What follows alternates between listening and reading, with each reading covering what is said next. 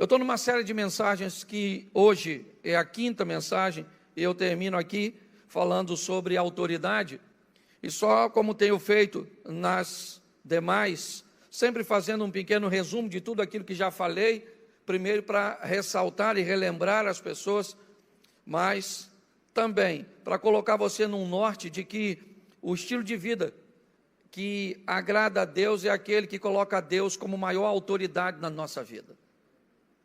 A primeira mensagem eu falei sobre as duas fases da vida de Jacó, onde eu mostrei que a autoridade da vida de Jacó estava em suas mãos, e quando Jacó era autoridade sobre si, ele queria coisas valiosas por preços de pratos de comida.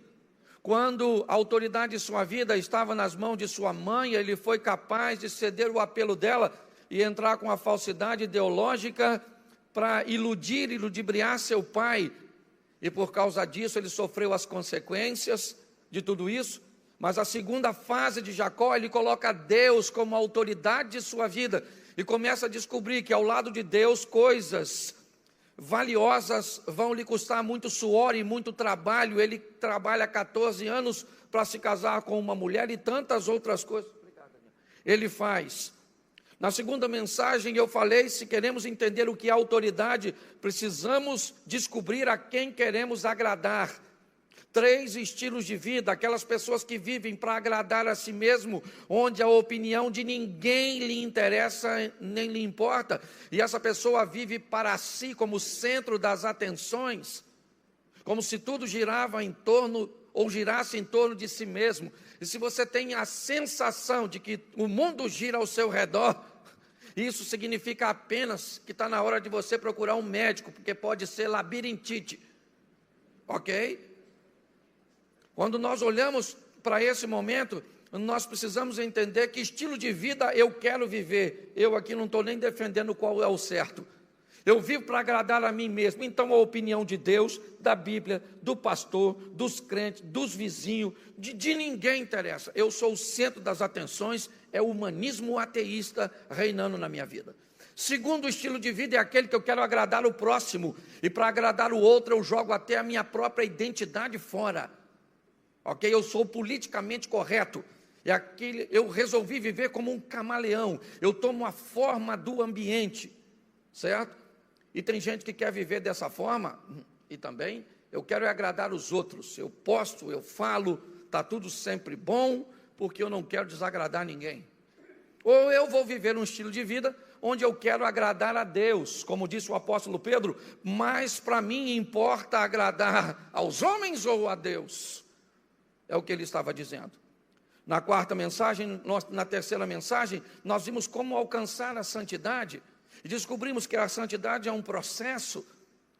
Ninguém fica santo. Santo é só quando você passar dessa vida para outra, num corpo, ou num novo corpo, numa pedra que você vai receber com um novo nome.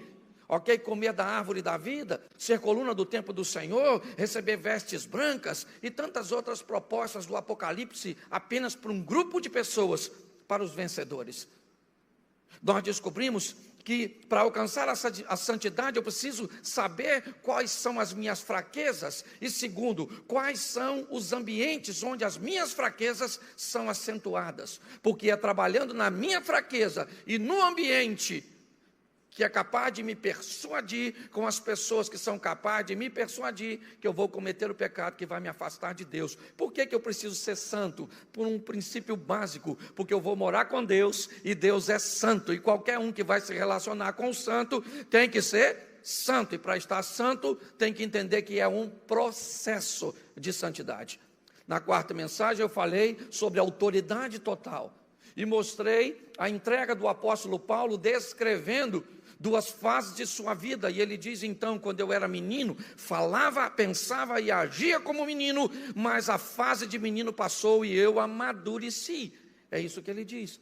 Paulo é alguém que é capaz de entregar a autoridade da sua vida, a ponto de correr perigo em muitas vezes, colocando sua vida em risco, fazendo coisas que outras pessoas não fariam, se não tivesse governado ou com a autoridade de Deus sobre a sua vida, o comando de Deus sobre a sua vida. Depois de tudo isso, de tantas dores e de tantos problemas, Paulo chama isso de bom combate. Combati o bom combate, acabei a carreira e eu guardei a minha fé.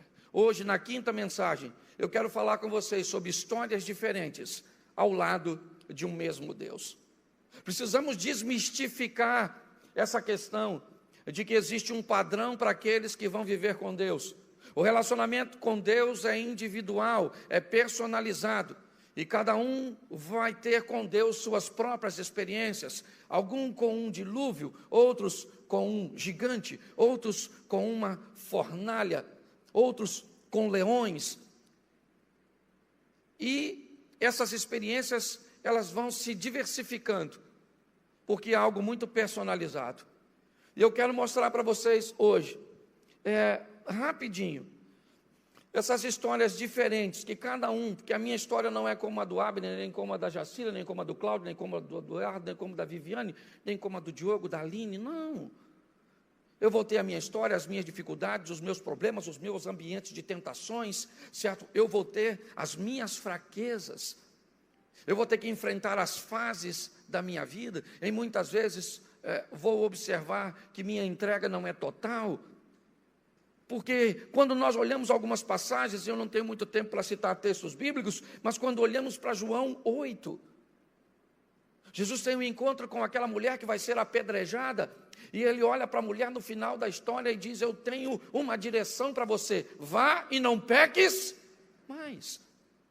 E quando olhamos para essa história, nós imaginamos que ela foi e não pecou, porque quando olhamos Jesus conversando com o jovem rico em Mateus 19, Jesus disse: vai e vende tudo que tu tens, dá aos pobres, terá um tesouro no céu, depois você vem e me segue. Jesus não está mandando ele vender nada, gente. O que ele está fazendo então, pastor? Jesus está dizendo para ele: rapaz, você é tão preso ao dinheiro que eu preciso te mostrar que eu não quero o seu dinheiro. Você vai e vende tudo que tu tens, dá para os pobres, não traga para mim. Terá um tesouro no céu, depois você me segue. Me segue quando? Quando você não tiver mais dinheiro, porque eu não quero seu dinheiro, eu quero você. Porque se eu tiver você, eu tenho seu dinheiro, mas eu posso ter seu dinheiro sem ter você. É o que nós estamos olhando. Mas quando eu olho para o jovem rico e faço uma comparação à mulher adúltera, eu posso colocar até a mulher adúltera num ponto de vantagem.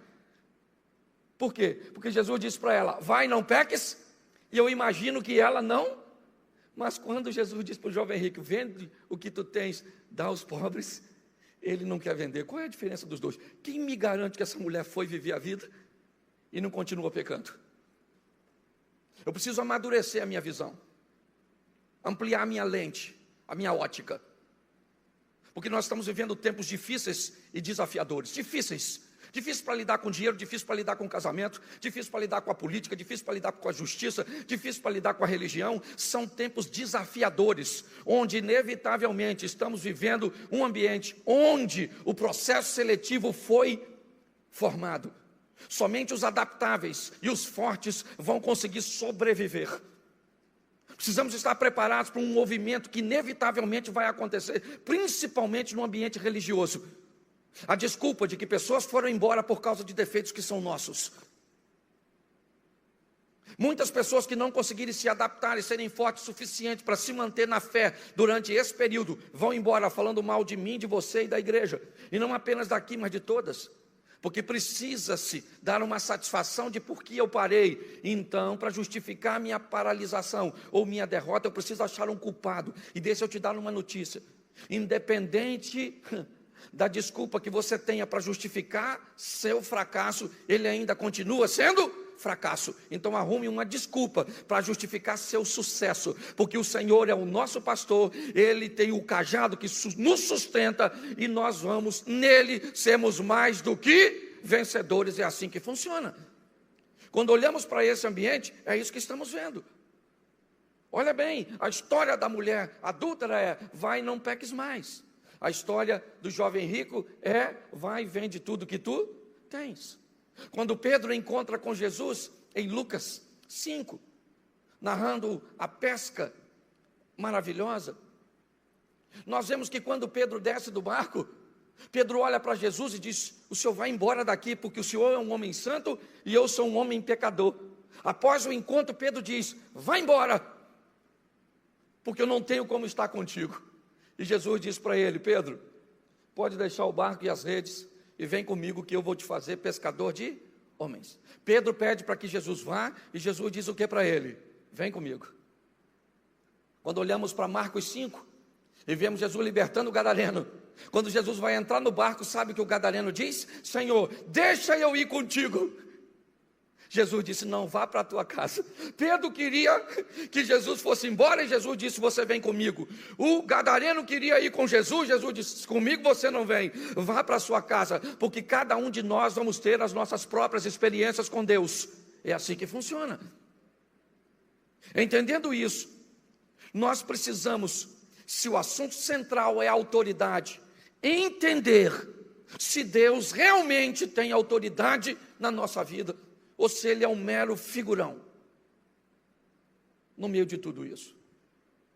Se nós conseguirmos discernir isso, por quê? Primeiro eu aprendi que quando se tem, deixa eu botar esse texto, que eu acho que isso vale a pena colocar, Mateus 8:9. Coloca para mim aí, por favor. Mateus, capítulo 8, verso 9. Pois também sou um homem sob o quê? Sob o quê? E eu tenho soldados às minhas, e digo a este, vai, e ele, e a outro, vem, e ele, e ao meu criado, faz isso, e ele. Presta atenção aqui, porque eu aprendi uma coisa: só aqueles que têm autoridade são capazes de reconhecer a autoridade. Quando olhamos para essa passagem, o que vemos? Um homem que beneficiava os judeus, é esse centurião. Então alguém intercede por ele, por um criado ou um filho, independente do que você tem aí no contexto. E Jesus disse: não, eu vou à casa dele. E aí o centurião diz: não, o senhor não precisa ir à minha casa. Eu sou um soldado, eu sou um homem de autoridade, eu sou um comandante, eu tenho 100 homens sob o meu comando e eu tenho autoridade sobre esses homens. Eu digo para eles: vai, faz, e eles vão e fazem. Então o Senhor faz o seguinte: dê ordem a um dos teus anjos, olhe bem, e o meu criado, ele vai ficar curado. Eu tenho descoberto que aquelas pessoas que não têm autoridade sobre suas tarefas, autoridade sobre si mesmo, responsabilidades e disciplina sobre si, sobre suas próprias decisões, têm sérios problemas para permitir que a autoridade de Deus prevaleça na sua vida. Essas pessoas vão ler a Bíblia, essas pessoas vão vir aos cultos, essas pessoas vão ter até dons, mas quando o assunto é Deus exercer domínio sobre elas, elas terão sérios problemas. Entender que esse é um princípio fundamental de autoridade. Eu tenho autoridade sobre meus filhos, eu tenho autoridade sobre a minha esposa, eu tenho autoridade sobre a minha vida. Quando eu tenho autoridade, eu sou capaz de reconhecer e respeitar. É meio que cultural. Você quer ver? Vamos pegar uma cultura diferente. Jairo tem sua menina de 12 anos que está enferma. Ele procura Jesus. Preste atenção que Jairo é religioso, é um dos principais da sinagoga. Quando ele procura Jesus, ele diz: Senhor Jesus, minha filha está moribunda em minha casa, à morte. Eu preciso que o Senhor vá até a minha casa. O centurião disse: não precisa ir à minha casa, dê apenas uma ordem. Jairo diz: não, o senhor tem que ir na minha casa, porque na cultura que esse cara está inserido, a autoridade sacerdotal tem que ir colocar a mão sobre o enfermo, para que o enfermo fique curado. Está errado? Não, eu só estou mostrando a você. A filha de Jairo ressuscitou e ficou boa, sim ou não? Sim ou não? E o filho do centurião ou o criado foi curado, sim ou não? O final da história é o mesmo, sim ou não? Mas a trama é totalmente diferente, porque eu estou olhando para um militar e para um religioso. E essa é a grande sabe, grandeza de toda essa história de viver ao lado de Deus, entender o respeito que Ele tem por nós, por nossas limitações, por aquilo que vivemos. Quando olhamos para tudo isso, o que vemos? Nós vemos que quanto mais rápido eu tiver entendimento de autoridade, mais rápido eu vou conseguir que Deus se torne autoridade sobre a minha vida. Escute e guarde isso, porque eu tenho repetido isso diversas vezes aqui na igreja, e vou repetir por muito tempo. O que eu sei sobre Deus, quer sobre sua palavra, quer sobre o seu poder, só é eficaz e eficiente na minha vida quando eu dou a todo esse conhecimento autoridade sobre mim. Eu posso limitar o poder de Deus na minha vida, e é por isso que muitas pessoas têm sofrido. Eu posso dizer para Deus, eu não posso dizer para Ele, não haja na vida do Abner, mas eu posso dizer para Ele, não haja na minha. Quando eu, com minhas ações, com minhas limitações, volto para Nazaré, o texto é claro, Jesus vai a Nazaré, mas não pode fazer ali milagres.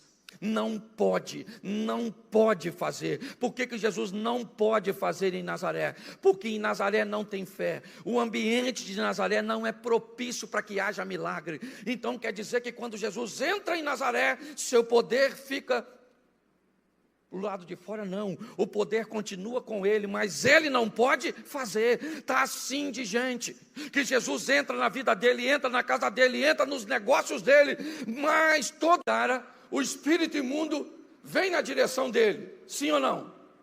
Sim ou não? Não, quem vem é o gadareno,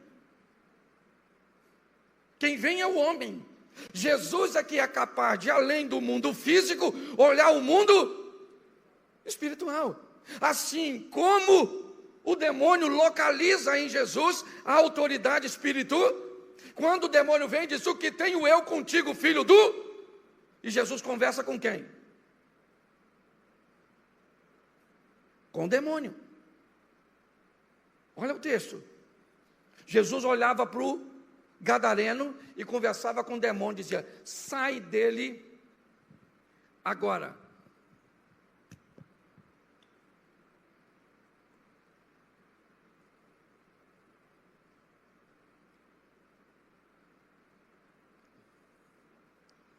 Note bem, é um momento físico, mas totalmente espiritual.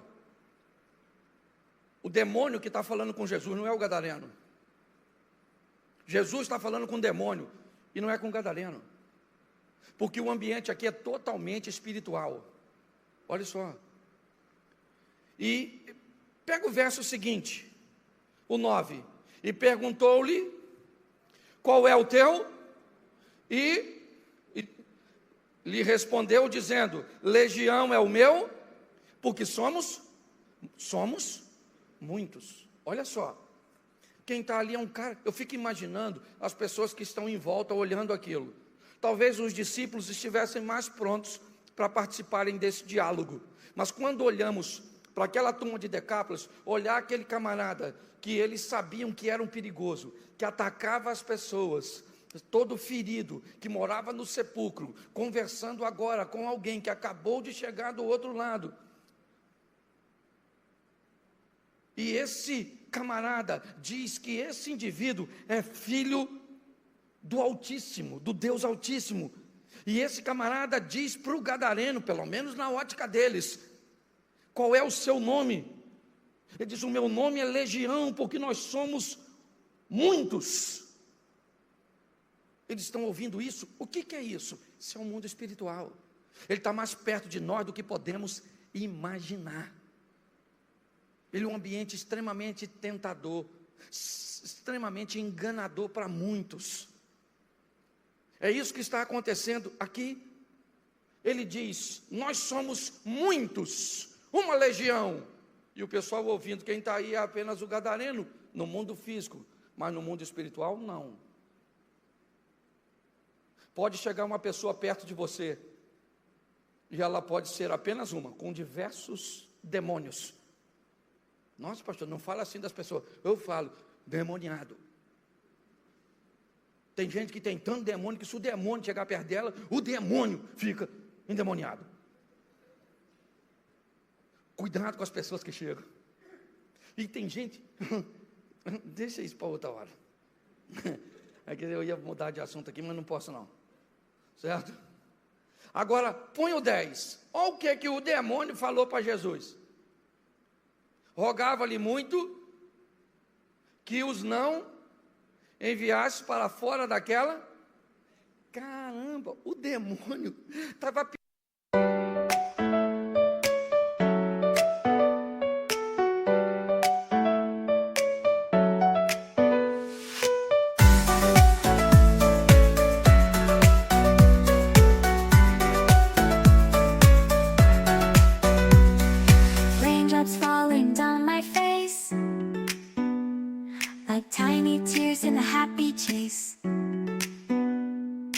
Hopping through the puddle sea,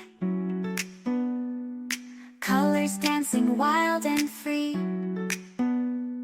Skies are gray but I don't mind. Cool raindrops on my skin I find. Kicking off my Saturday, watch the clouds just drift away. Rainbow in the rain, what a sight. Colors shining oh so bright. Dancing in the streets, so bright. Everything will be alright.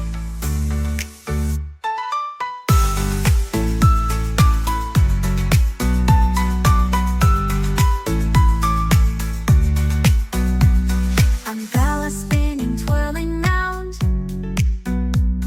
A colorful halo on the ground. Music playing on the sand. Skipping beats, the heart will sway. Feel the world come out to play. Lightning cracks, but don't you fear. Magic shines when skies are clear. Raindrops whisper secrets true. A hidden beauty shines right through. Rainbow in the rain, what a sight. Colors shining oh so bright. Dancing in the streets, so bright. Everything will be alright. Raindrops falling soft, peeks through. Rainbow magic, me and you. Smiling faces, hearts, alright. Everything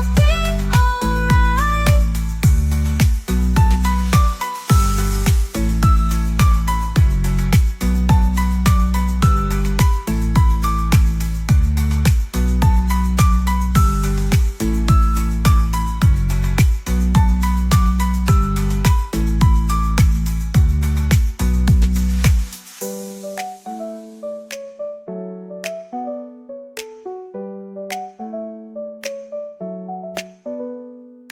Raindrops falling, sun peeks through. Rainbow magic, me and you. Smiling faces, hearts alight. Everything will be alright.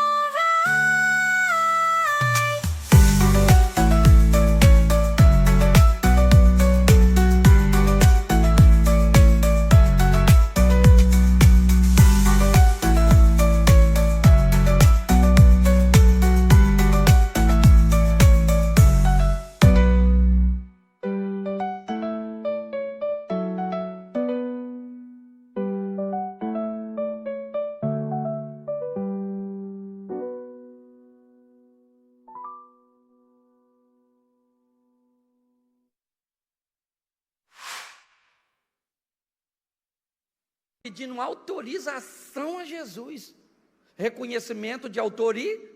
O demônio disse: o senhor não deixa, pô, não nos manda para fora dessa província. Verso 11. E andava ali pastando, né, no monte uma grande manada de porcos. Todos aqueles demônios rogaram: manda-nos para aqueles porcos, para que entremos nele. Ponto 13. E Jesus logo lhe permitiu, saindo aqueles espíritos imundos, entraram nos porcos, a manada se precipitou num despenhadeiro no mar, e eram quase o quê? É quase o quê? Era quase o quê? Presta atenção, espírito, esses demônios são onipresentes? Sim ou não? Demônio é onipresente? Não, né? Então, era um demônio para cada porco. Porque um demônio não podia jogar 2 porcos. Havia um congestionamento de demônio no gadareno. E nós rir dele, às vezes tem um em nós. Às vezes nós não trabalhamos para ele, mas fazemos freelance. Tem gente que trabalha assim, temporada para o Satanás. Talvez você conheça e está rindo até dele. Preste atenção no que nós estamos vendo aqui. O demônio quer sair, mas ele diz a Jesus: o senhor, para eu ir, é muito interessante isso. Ele poderia simplesmente ir embora, Abner. Ele poderia ir embora, para que passar essa vergonha de ser desmascarado, de ter que bater, né, continência e prestar autoridade para Jesus. Ele não podia fazer. A autoridade de Jesus sobressai a tudo isso. Não transfira a sua fraqueza para Jesus. Nós somos fracos, mas Ele permanece forte. Nós podemos não ter poder, mas Ele continua sendo todo-poderoso. Nós precisamos amadurecer e entendermos isso. Por quê? Porque o mundo espiritual entende. Satanás entende. O mundo espiritual é um mundo de tanto respeito, que o que os crentes dizem para Satanás, anjo não diz. Eu já cansei de ver gente dizendo: o diabo está debaixo do meu pé. E quando um anjo de guerra tem uma batalha com Satanás, ele diz o quê? Que o Senhor te repreenda. O que é isso? Falta de conhecimento de autoridade. Nós precisamos disseminar um evangelho que não vai mais por discursos bonitos, mas por vida. Está todo mundo de olho em como é seu casamento, em como são seus filhos, em como são suas finanças, em como você se veste, em como é sua rede social. Está todo mundo. A grande nuvem de testemunha virou a grande rede. Ela observa tudo. É assim que funciona. Vamos sair daqui com a autoridade de Deus sobre a nossa vida, de tal maneira que o nome do Senhor seja glorificado sobre nossas ações. Amém? O nosso casamento vai glorificar o nome do Senhor. Amém? Os nossos negócios vão glorificar o nome do Senhor. Amém? Isso, a nossa conduta, as nossas roupas, o nosso vocabulário, Deus vai ser glorificado através da nossa vida. Por quê? Porque a autoridade dele é suprema, de uma forma muito particular e personalizada. É verdade. Não crie uma regra, porque não vai dar. Você vai viver a sua história. Então, para fechar, descubra a sua própria história com Deus. Entre com o propósito de salvar vidas, porque a Bíblia diz que aquele que busca salvar a sua própria vida perde. Aquele que der a sua vida numa missão para salvar os outros, esse ganha. Aprenda a amar pessoas, por mais desafiadora que elas sejam, e descubra o mais rápido possível que amar e gostar são duas coisas diferentes. Eu tenho que amar a todos, mas não preciso gostar de todo mundo. Tem gente que eu amo, mas não gosto. Entendeu? Tem gente que se sente culpado, achando que tem que gostar de todo mundo. Tem gente que não rola, não tem química, não tem.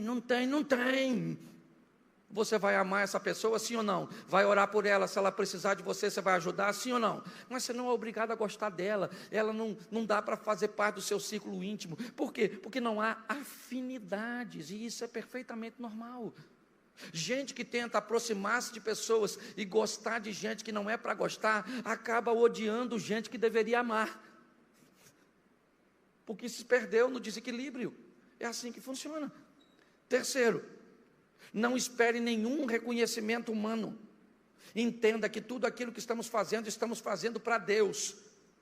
Pare de achar que pessoas são ingratas. Ninguém é ingrato, pessoas são falhas. E é assim que funciona.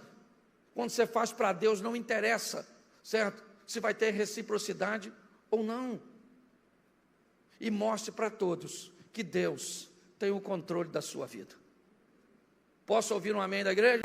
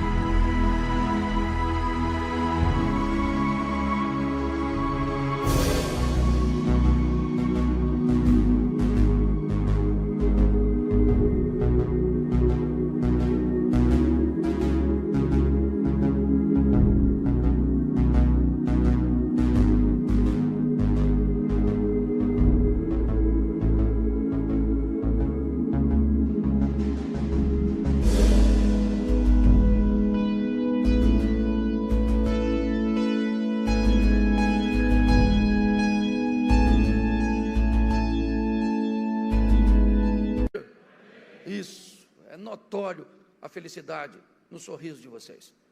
Sorriso de vocês. Sorriso de vocês. Sorriso de vocês.